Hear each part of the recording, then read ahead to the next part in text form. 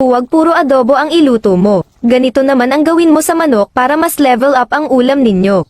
Gagamit lang tayo ng 1 kilong manok. Lagyan ng asin at paminta. Lamasin mabuti para manuot ang timpla. Set aside muna natin.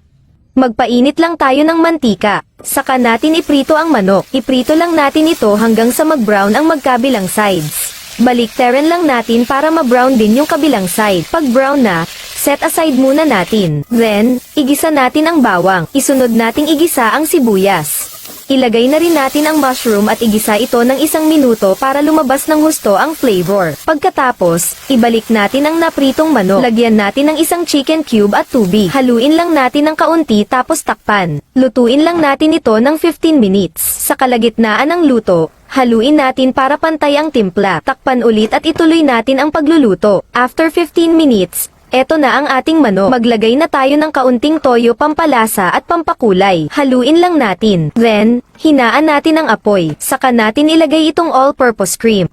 Haluin lang natin. Lutuin natin ito sa mahinang apoy hanggang sa lumapot ang sauce. Mahinang apoy lang ang gamit natin para di magbuo-buo ang sauce. Kung nakarating ka sa part na ito, comment nga kung taga saan ka para mabati kita sa sunod kong recipe. Pag malapot na ang sauce, pwede na hanguin. At eto na ang ating creamy chicken